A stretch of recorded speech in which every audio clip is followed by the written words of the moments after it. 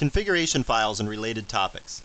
Configuration files control many aspects of a Linux system. Everything from system startup to a web server to the look and feel of your environment are controlled by configuration files. And we've already touched on some of them and their function, but in this video we're going to see more configuration files and deal with related topics like environment variables and run levels. So let's get started. Let's start out with the basics of configuration files. There's two main types of configuration files. There's user configuration files and there's system configuration files. The user configuration files typically reside in the user's home directory. Examples include things like the .bashrc file or the .emacs file. Okay, these are examples of user configuration files. And the user can edit their own configuration files, and the alteration of those files will only affect their environment. When I change my .emacs file, that changes my Emacs preferences, but it doesn't mess with anybody else's Emacs preferences.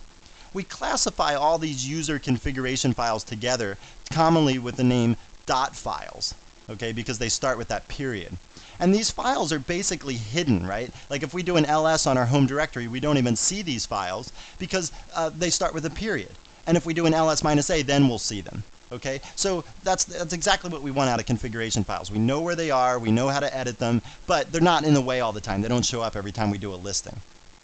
Now, system configuration files, on the other hand, are located in the etc directory and its subdirectories. And these configuration files are not duplicated. There's not one for every user in the system. There's one system configuration file for a web server. There's one system configuration file for the file system tables and things like that. Okay?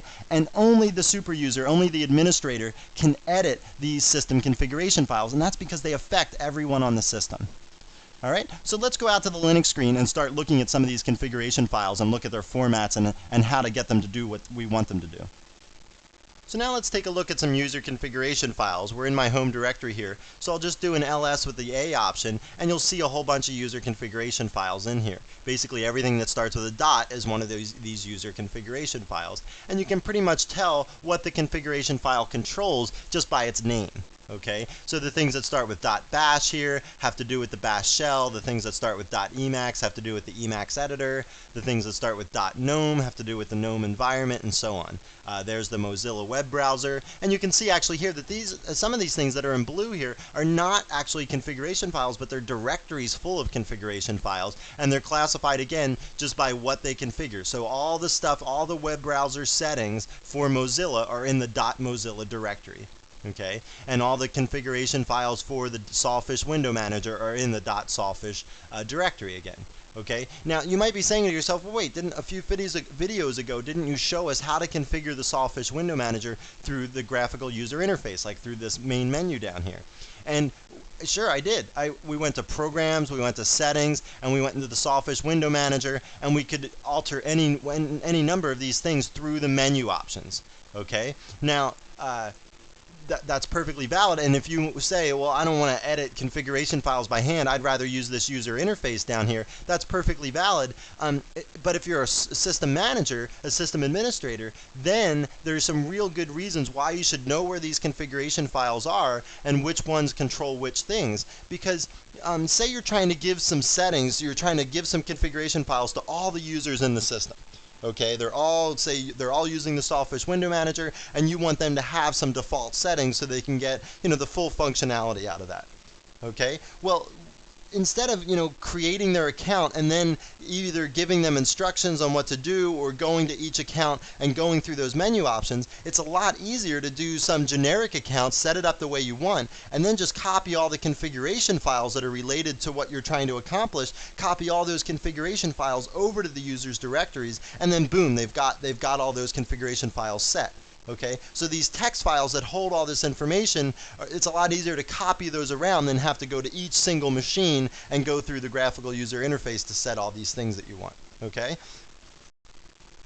Now that we're here talking about user configuration files, this would be a good time to step back and talk a little bit about environment variables.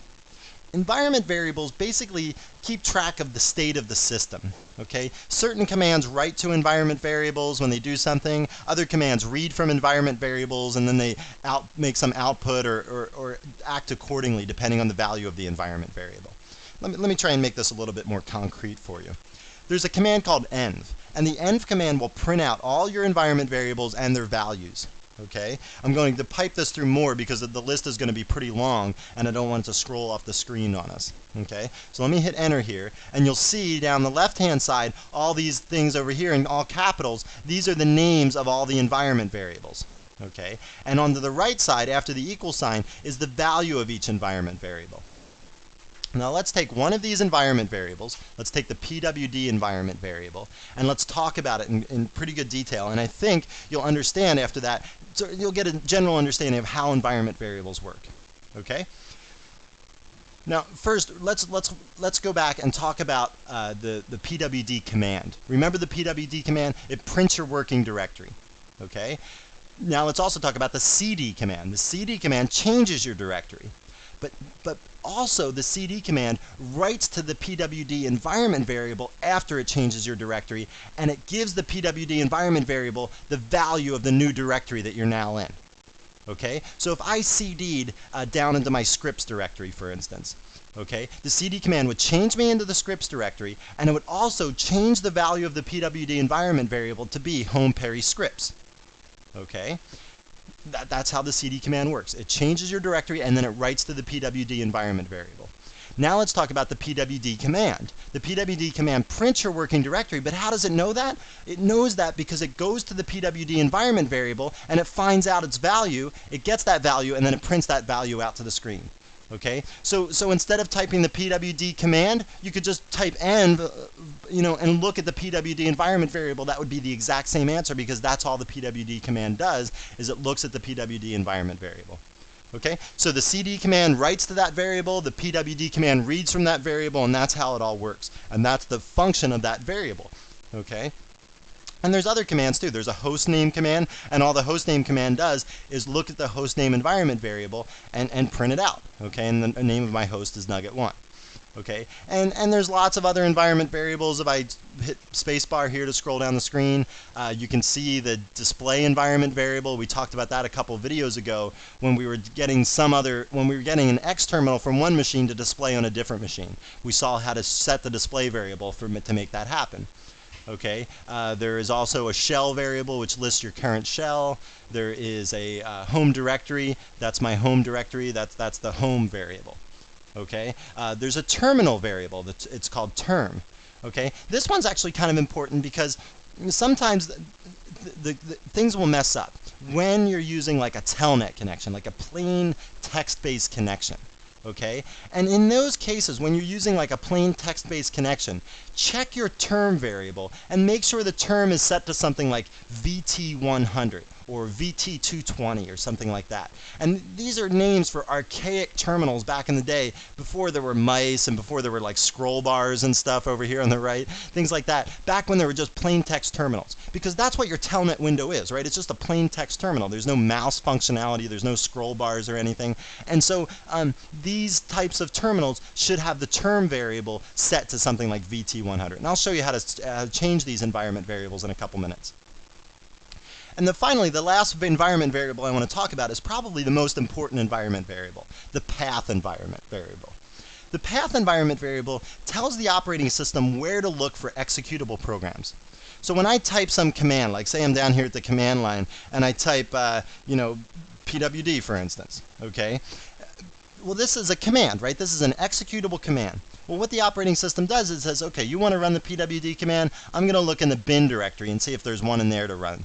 And if there's none in there to run, then it's going to look in user bin and it's going to see if there's one in there to run. And if it's not in there, then it's going to look in user bin X11 and so on. Okay? Now, until it finds it, it's going to keep going through this list until it finds a PWD command to execute. And it goes all the way through the list and it doesn't find one, it'll say, sorry, I can't find a PWD command. Even if there is one out there, if the directory that it's in is not in your path, it won't find it. Okay, so I referred many times throughout these videos, and I've shown you also how to set your path so that all the correct directories are in it. If you put in some new piece of software and you put it in some different directory, you better add that to your path. Okay, and another thing to note here is that everything that it does, whenever it looks for a command, it looks in order. Okay, it doesn't skip around here. So it's going to, this is the most important directory in some sense. This is the second most important directory. This is next, and so on. Okay, so if you create some program and you put it in home Perry bin, right? And because it's for you, it's not for anybody else, okay? But if you named it the same as some name of some executable program in user bin, you would actually, it would be really hard to run this, because every time you went to run it, it would run the one up in user bin, okay? And that's where this command which comes in, right? There's a command which that shows you which PWD you're running, okay? Maybe there's a bunch of different versions of it out there, but it'll show you which one you're running, and basically the one that you're running is the one that's first in your path. So here it's /bin/pwd. Even if there was one in user bin, that's not the one that's going to be run, because there's one in /bin, okay? So the which command just sort of looks for that, tells you which one it's finding, which one is the first one that it found in the order that's in your path variable. Now let me show you actually how to set an environment variable explicitly. Okay, and we've done this before with the display environment variable or with the path environment variable. Let me explain it to you again, and maybe it'll sink in more since we've been talking more about environment variables explicitly here. Okay, so one of the ways to do it is just to give the environment variable, give an equal sign, and set it equal to what you want. So like I was saying, sometimes you want to set term equal to VT100 when you're using a telnet connection, okay, if things are going wrong. All right, so term equals VT100 will do that, and then what you do is you say export term. Now this makes like the term variable that you just set sort of take effect, okay? And now if you do an env again, you'll see down here the term variable is now set to VT100, okay? Now let me show you the other syntax to set these. You can do it all in one line. You could say export term equals, and let me change it back to what it was, xterm. Okay, so here you just say export, you do it all in one line. Export followed by the environment variable name followed by the value that you want to give it, and you do that, and again I can type env, and you'll see again that the term variable has been changed. This time it's been changed back to xterm. Okay? Environment variables can be set for everyone in the system up in a file called the etc profile file. Okay, so if we look in this file, here you'll see an example, the path variables being set here. Okay, now there's a few if statements here, but basically let me just explain what this line does. Okay, what this is doing is it says take the path variable and set it equal to this thing over here on the right, and what's over here on the right is the /sbin directory, and the colon says append that on to what the path is equal to already. Okay, so this says add sbin to my path. That's basically what this line of code says. This line of code says add user sbin to my path. This line of code says add user local sbin to my path, and so on. Okay, so this is what's happening here. This is how you set up the path environment variable for everyone on the system. You do that in the etc profile file. Okay, now if you want to set something just for yourself, like you want to add something onto your particular path but nobody else's path, you would do that in your own user configuration files. So let me quit out of the etc profile file here, and let's look at the bash profile. Okay, this is where you would change your own personal path. So if we look at this file, you'll see in here I set my own path here. I said, okay, keep the path that's already there, but append onto that $home/bin. $home is another environment variable that's equal to home Perry. Okay, so this environment variable says add home Perry bin onto my path and add it onto the end here. Okay, you notice that, and then I'm adding it onto the end. So I want to have all these path places take effect before home Perry bin. Now let's poke around and look at some system configuration files and the startup scripts and that kind of stuff. And remember, I told you that stuff was in the etc directory and its subdirectories. So let me switch over to be the root user here so we can poke around and see everything that we want. And let's go to the heart of it all. Let's go to the /etc directory, and we'll do an ls here. And a bunch of stuff just scrolled by the screen. Let's go back and look at some of that. There's all sorts of files in the etc directory that we've already dealt with. Right, like resolve.conf, which was the file that where we listed all of our name servers for our internet access, that kind of stuff. There's the etc password file, the etc shadow file. There's the etc group file. We saw all those things. There's the host allow and host deny file. That stuff, okay, we've seen that. There's the X11 directory, which sets up, the configuration files for X Windows. The PPP directory, which is where you would configure the point-to-point protocol. Okay, so lots and lots of stuff is in here. What I want to do now is go to the rc.d directory, which on Red Hat is where the system startup scripts reside, and we'll talk a little bit about run levels and how all the startup works and so on. So let's go down into the rc.d directory and look around a little bit. There's a few subdirectories in here, rc0 through rc6, that we'll talk about in a few minutes. And then there's rc local, a script, and rc sysinit, which is also another script. rc sysinit is the system startup script for Red Hat. For other systems, it might not be in the etc rc.d directory, it might be in the etc init.d directory, it might not actually be called rc.sysinit, it might be called rc something else, or it might be called sysinit.rc or something like that. Okay, poke around in your system, look in the etc rc.d directory or init.d directory first and look for it. Now the rc.sysinit script that starts up the system is a beast. I mean, this thing is like 50 pages long, okay? And don't mess with this script. Leave it alone, because there's, if you try and pull something out of the script or add something in the middle or something else probably depends on that, and you might mess everything up and your system won't boot.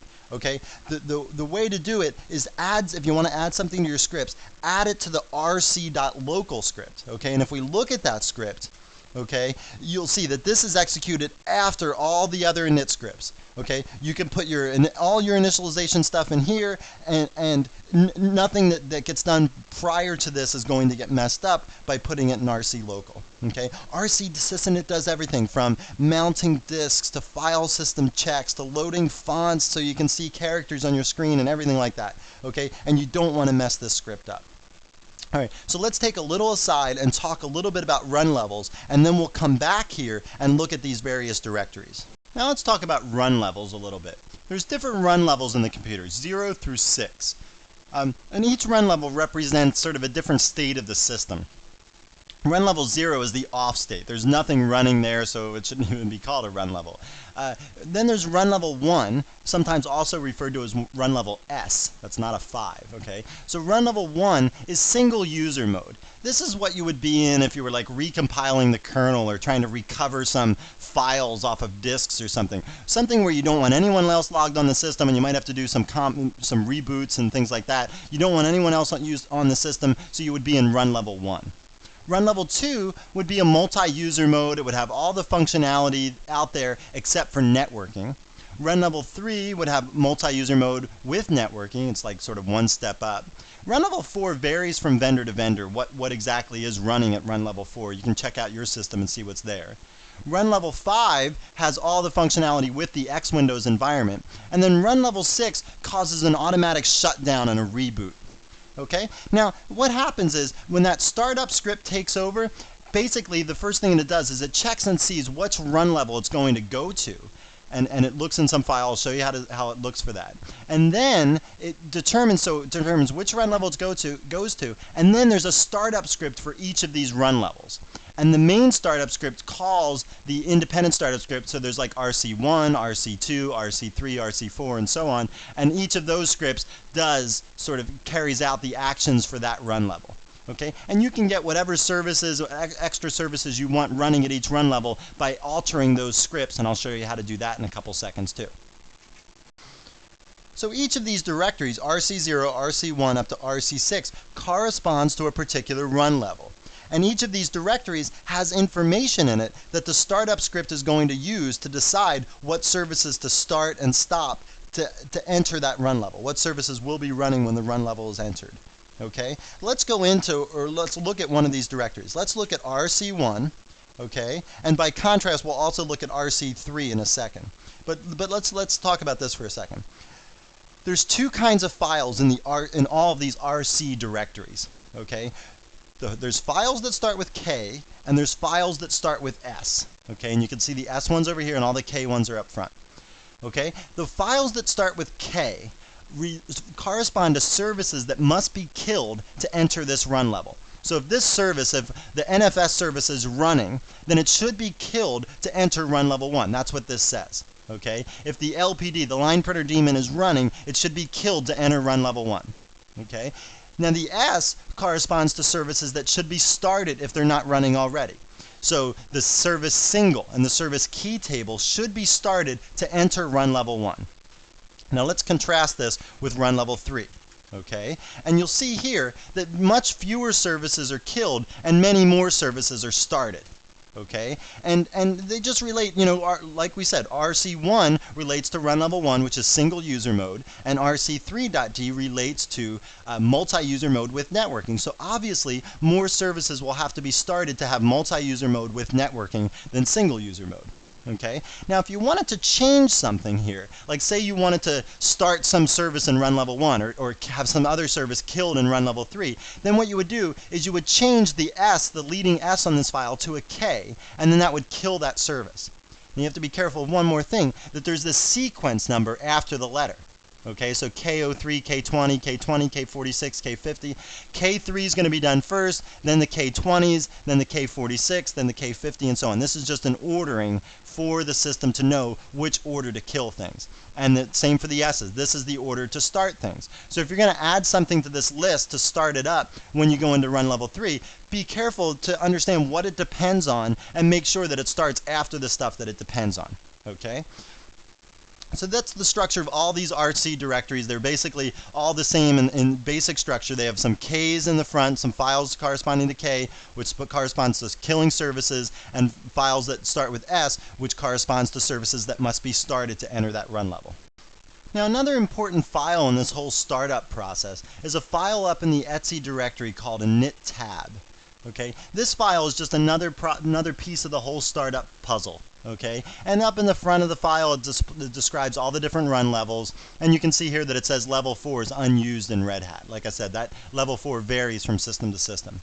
And one of the next things it shows is what the default run level for the system should be, and here it's saying that the default run level for this system is run level 5, which is the multi-user mode with X Windows. Now, if you want to change the run level permanently, you just go into here and you change this 5 to 3 or 2 or whatever you want to change it to, and then that will be the run level for your system once you shut down the system and reboot. Okay, so and the system will always boot into that run level until you change the number in the init-tab file. And as you go down through this file, you'll see stuff, what should start at level 0, what should start at level 1, and so on down here. This should be run in every run level, it's saying. Down below, you'll see that you know, there's some Getty programs, these getTTY programs. These are just text-based login programs. Okay, and what this really is like, you know, when you see that login prompt for you to type, that's actually a program running. And it says, okay, give me your login name, you give it your login name, you give it the password, and then it runs a little program that verifies to make sure your login name and password are valid, and then it logs you onto the system. So that little thing that prompts you for your login and your password is a program that's called a Getty or a getTTY, and that's running at every run level. Okay, you need that whether you're in single user mode or multi-user mode with X Windows and so on. Now something that you might want to do actually is change the run level temporarily instead of change it permanently like we saw that you could do in the init-tab file. So to change it temporarily, use the teleinit command. Okay, and what you would do is you would follow teleinit by the number of the run level that you want to switch to. Now if I hit enter here, what would happen is I would lose my X Windows screen here. I would actually be logged off, and then I would get a login prompt like that Getty prompt on a text-based screen. I would log in and I would just have text access to my computer. I would have no windows, no mouse, none of that stuff. Okay, that's what teleinit 3 would do. I won't do it because the screen's really ugly and I don't want to show you all that stuff. I just want to show you how you would do this.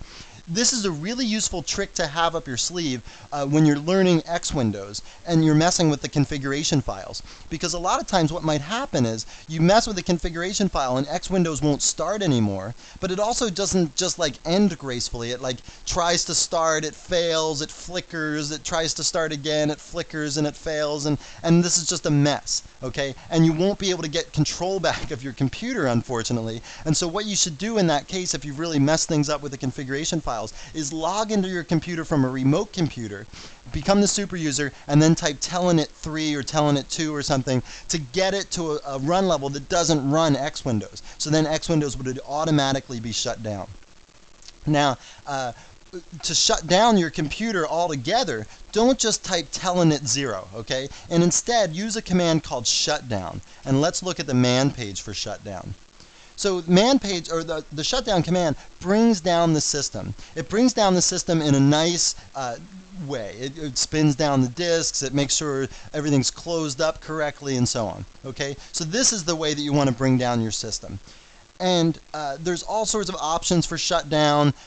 You know, the -K option says don't really shut down, only send the warning message to everybody. The -T option says how long in between the warning message and the actual shutdown. Okay, the -R option says to reboot after shutdown, and so on.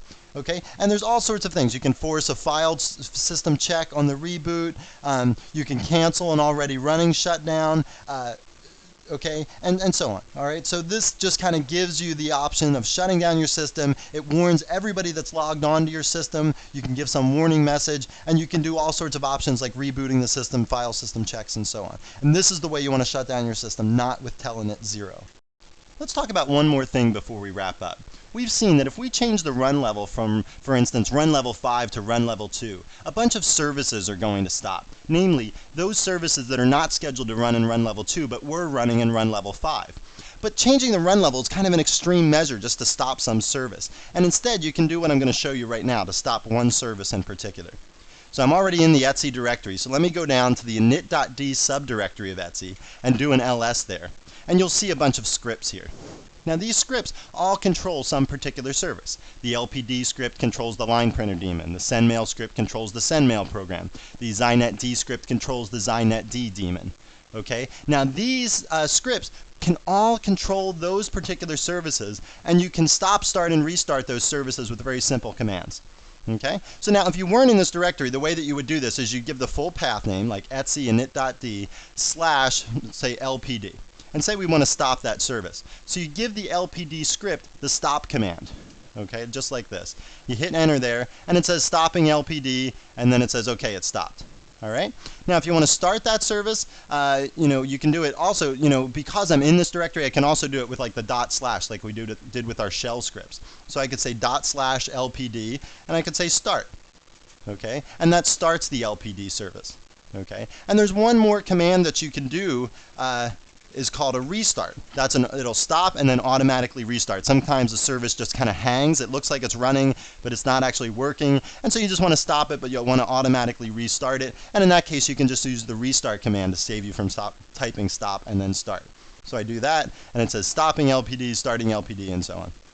Okay, so any of these scripts in here can be stop, started, or restarted in this kind of a format. And this is the way that you want to do it if you want to stop one particular service. All right, well, it's time to wrap up another nugget.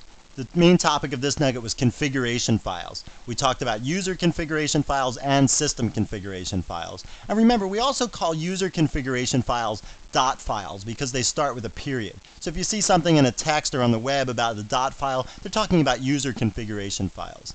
Then we moved on and talked about system configuration files, and most of those are in the etc directory and its subdirectories. And we talked about what the startup scripts were, what other kinds of scripts they called, what configuration files they used.